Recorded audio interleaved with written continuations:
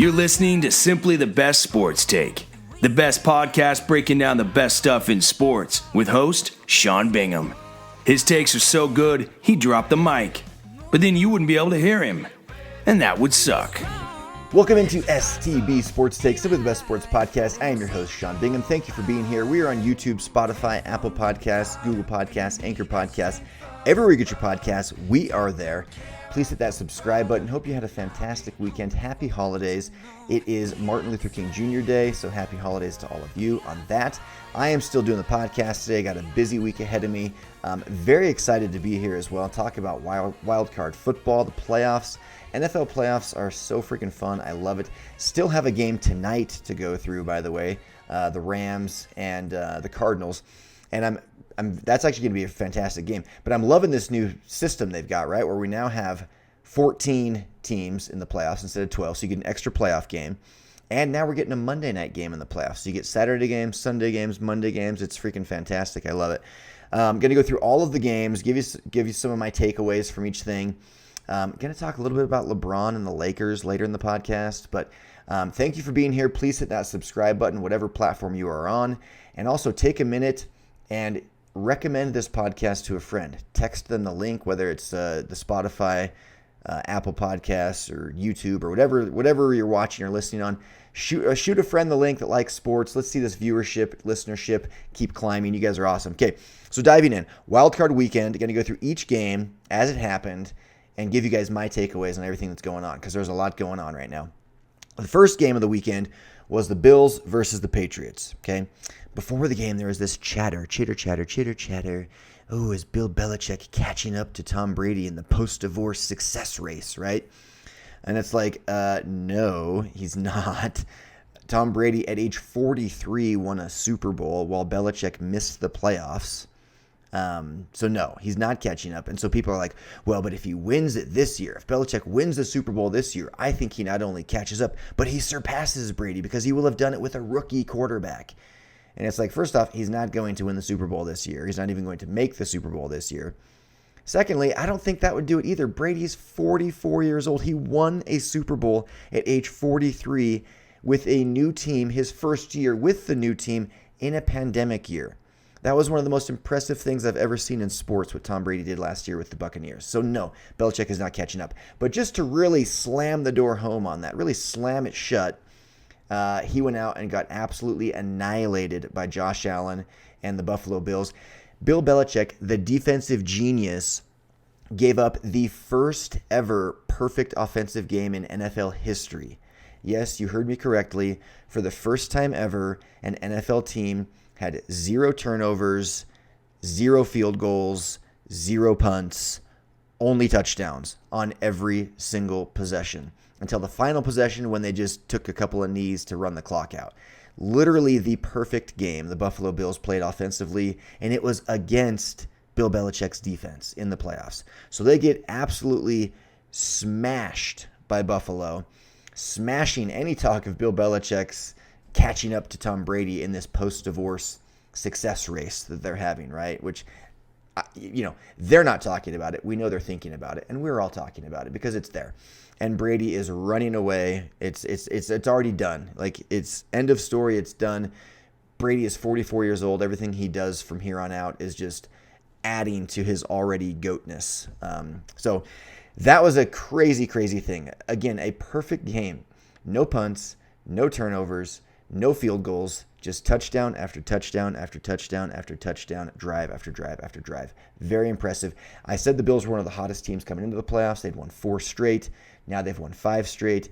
And while I'm still going to stick with my pick of the Chiefs to reach the Super Bowl from the AFC, I wouldn't be surprised if the Bills did it. I thought we'd see a Bills-Chiefs rematch in the AFC title game. That looks even more sure to me after this weekend. But the Bills are hot, and they are capable, and they are hungry. So we'll see, but the Bills look really, really good. Okay, next game, Bengals-Raiders. This was a nail-biter. This was a great game. This was one I thought the home team, the Bengals, would win as well, and they did. 2 very solid quarterbacks in this game. Derek Carr, I think, is underrated. He didn't play great, but he played okay. And this Raiders team, they overcame a lot. I mean, they had their head coach, John Gruden, resign midway through the season. They end up making the playoffs and gave the Bengals a run for their money, fell just short. And the interception that Derek Carr had on essentially the final play of the game, the final real play of the game, was totally, I mean, for those that just looked at a box score, that was not like, or just saw the highlight on Instagram or something, that was not like a game-losing interception. It was 4th and goal from the 9-yard line with 1:20 to go. He had no choice but to try and make a touchdown play. It was get it picked or get a touchdown, and he did his best, and they come up short. So I like Derek Carr. I think he doesn't get enough credit, honestly. But the other quarterback, Joe Burrow, is a star, and he's a rising superstar, and there is a budding superstar duo in Cincinnati brewing with Jamar Chase and Joe Burrow. Former LSU teammates, now current Cincinnati Bengal teammates. These guys are dominant, absolutely dominant, and they're just winners. Joe Burrow is just a winner. I mean, that guy is living up to the hype of a number 1 pick, and I'm excited to see what the Bengals do moving forward. I think this is the end of the road for them in these playoffs, but we'll see. You just don't know. Their next game is against the Titans. The Titans have been sitting for a week because they're the number 1 seed. Derrick Henry should be a go this game. It's doubtful that he'll be at full strength if he goes at all. There's still a chance he doesn't play this week, but I think he probably will. I doubt he'll be at full strength. He might be somewhat of a decoy. They'll probably just leave him until a game time decision just to throw the Bengals off. I still am going to give a slight edge to the home team there, the Tennessee Titans, given the rest, given the extra preparation time, given the home field advantage, given the extra experience. I think I'm just going to stick with the Tennessee Titans to win that one. But I wouldn't be surprised if the Bengals did. But the prediction stays with the Titans. Okay, next game, Bucs versus Eagles. We talked about this one a little bit already. Tom Brady and the divorce with Bill Belichick. Belichick gets blown out by Josh Allen and the Bills. Gives up the first ever perfect game in NFL history as a defensive genius. Yeah, the defensive genius gave up a perfect game. So that happened. And then just a little bit after that, the next day, Tom Brady blows out the Eagles. Gets out to like I think it was 31-0 at one point. They didn't score any points after that. They actually did the offense for the Bucs did sputter down the stretch. Their last 4 possessions, they didn't score at all. It was punt, punt, punt, turnover on downs. So that's a little bit of a cause for concern. I do think you're going to see them struggle without Chris Godwin and Antonio Brown. Those are 2 star receivers that are no longer part of the team. And so Mike Evans had a big game. Gronk had a good game. But Brady's good at spreading the ball around. He's done it his whole career. He'll find multiple targets, spread the ball around, keep the defense guessing. But man, when you lose 2 star receivers, those were star receivers, like all Pro Bowl, caliber players. One of them quits on you. The other one, has a terrible injury. So I think they're going to struggle. I'm going to I'm sticking with my pick for the Packers to go to the Super Bowl out of the NFC. And I think you could see the Bucs even struggle this next game against either the Rams or the Cardinals. But I think the Bucs will win and get at least to the NFC Championship game. Because such a hot start, right? But then sputtered down the stretch, couldn't move the ball. They barely even moved the ball on those last 4 possessions. They didn't just not score. They kind of struggled to get, I think their longest drive of their last 4 possessions was 29 yards. One of them was for -3 yards. They don't have the best run game, and they lost 2 of their receivers. They had an offensive lineman go down in this game against the Eagles. The Bucs, they have the potential to win the Super Bowl again. They definitely do. But I feel like this is not going to be their year. I feel like this is more of a Packers year. But we'll see. Packers have fallen short time and time again, and betting against Tom Brady is never a good idea, but I'm kind of doing it. We'll see. Okay, the next game, Cowboys 49ers. Cowboys 49ers. Oh, how sweet this one was, right? Freaking Cowboys. They're so fun to hate. I'm a big Washington football team fan, so I have disliked the Cowboys for as long as I can remember. And they got down early in this one to the 49ers, and they never recovered. They made it close at the end. There was even that last play where they're trying to get to the line to do one final play before the clock runs out. And The umpire can't get there quite in time. He runs into Dak Prescott. And, of course, all the Cowboy fans, they just want to focus on that and not on the fact that their team played like garbage, which is what fans were throwing on the field after the game at officials and whatnot. And then Dak Prescott encouraged it in his post-game presser, which was completely ridiculous, and we'll probably see an apology out of Dak Prescott if he hasn't already done it. I don't know. It's currently 2:40 Mountain Time, and I'm sure he's getting lit up. I mean, the guy in his post-game press conference literally was asked about the garbage, and he said like more power to him or something like that, or good for them. I can't remember exactly what it was, but something along the lines of that, where he's encouraging the fans to, yeah, you should throw garbage at those officials. Dude, I mean, come on, bro. What's next? Should they throw it on opposing players too? So you want to get trash thrown on you at the next game, or next season when you're on away games? Completely out of line and stupid remark, and ridiculous of him or any other Cowboy people, fans, whatever, to blame this game on the officials. You played like crap. You continue to play like crap in big games. You are like the laughingstock of the playoffs for the NFL. That's the Dallas Cowboys. And I saw a bunch of tweets during and after the game about how it sounded like Tony Romo was excited and almost like happy and giddy at the playoff woes that Dak Prescott and the Cowboys have been having. And I tweeted back, I said, yeah, vindication is a sweet thing. Romo was taking all the blame for the Cowboys playoff woes for years. Well, it turns out the Cowboys suck always. So that's my take on that game. I was very happy to see the 49ers win. Dak Prescott played horrible. He had a QBR of 27.1. That's on a scale of 0 to 100. He had a 27.1 QBR. That's a failing grade. Garoppolo didn't put up big numbers, but he did have a pretty good QBR, 68.6.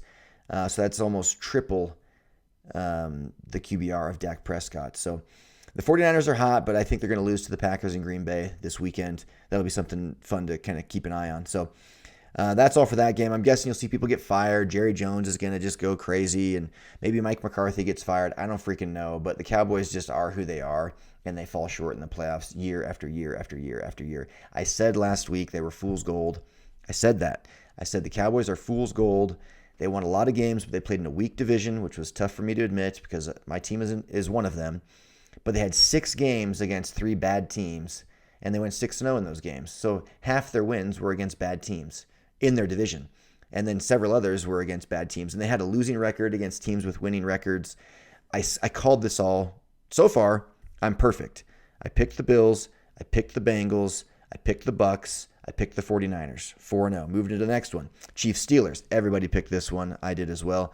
So I was 5-0 in the playoffs. I picked the Chiefs. This one was interesting, though. This one was very, very interesting. It started slow. It was a defensive battle. There were actually 0 scores for the first 9 possessions. 9 times. The first 9 possessions, nobody scored. It was just punt, punt, punt, punt, interception, punt, punt, punt. The one interception being thrown by Patrick Mahomes. So you're kind of starting to think, well, shoot, like, is this going to be the Chiefs team from like early in the season when they were like 3-4 or whatever? Are we looking at that Chiefs team? Are they going to fall apart here in the playoffs?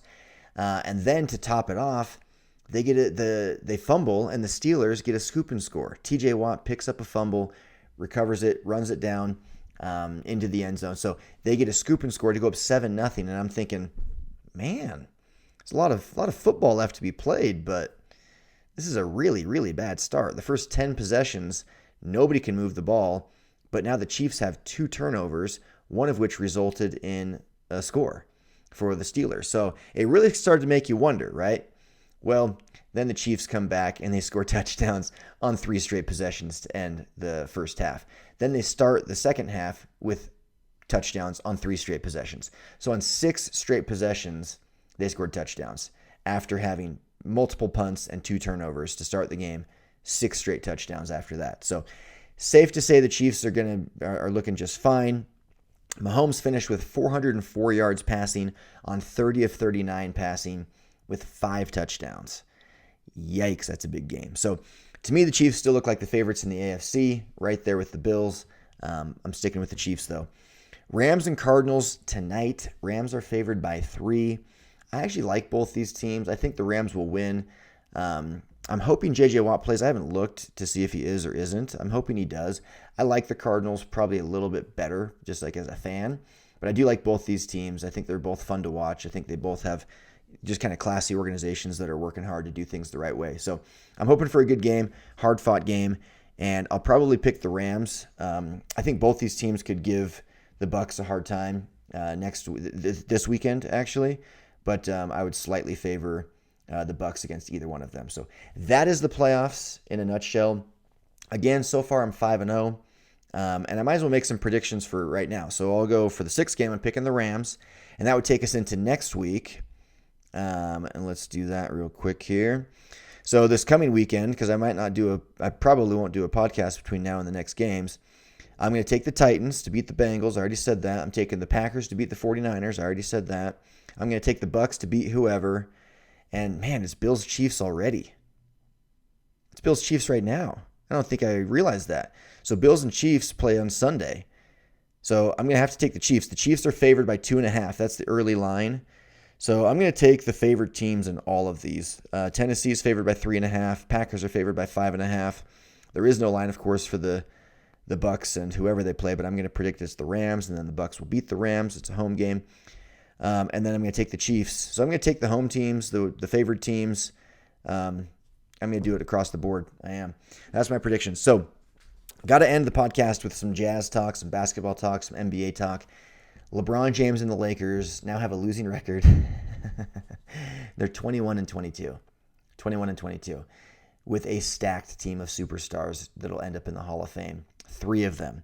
One of them is hurt, but he's only been hurt for a few games. That's Anthony Davis, of course.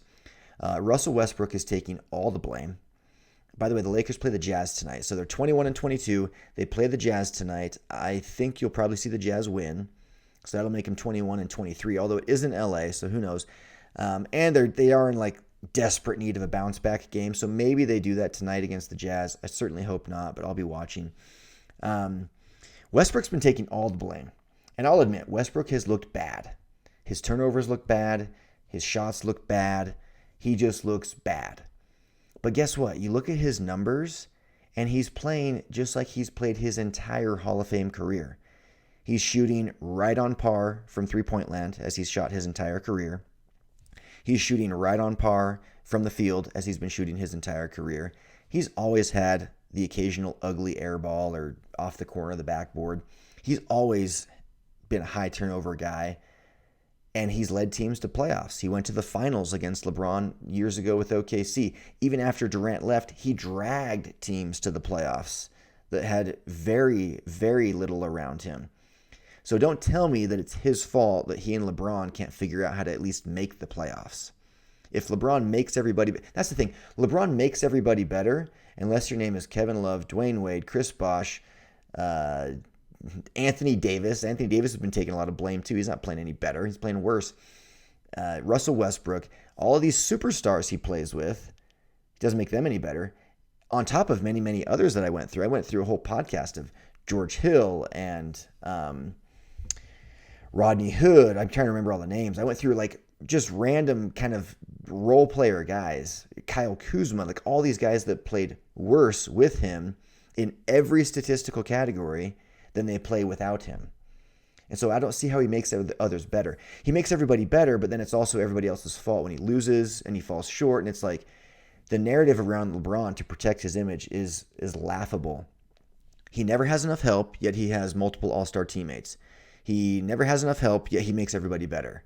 It's like everyone wants to have their cake and eat it too when it comes to defending LeBron.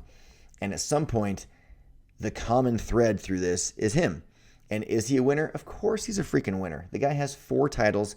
He's on the Mount Rushmore of NBA basketball. He's a top 4 player all time. And if you don't believe that or don't agree with that, you simply don't understand basketball. And I know that's a common phrase to like try and win an argument. But that's a real thing. If you don't agree that LeBron James is a Mount Rushmore top 4 player of all time, then you just don't know enough about the game, because he absolutely is. So I'm not taking that away from him. I just hate people defending him when it's like, dude, you don't make everybody better. Here is like eons of proof of that you don't make everybody better. And you do have enough help. These are superstar caliber players. So it's not just everybody else's fault. In the end, you are the one that can't close games because you're not that killer instinct closing superstar like a Michael Jordan or a Kobe Bryant. That's the reality about LeBron. But what he's doing is incredible. He's getting old. He's still doing it in year 19. MVP caliber type play. Not really MVP caliber play because his team sucks and he doesn't play much defense. But certainly all-star and all-NBA type play out of LeBron at an old age. So appreciate it while you got it. Go Jazz tonight. I'm taking the Jazz to win a close one. Take note. That is all I have for today. Please subscribe. I am out. Peace.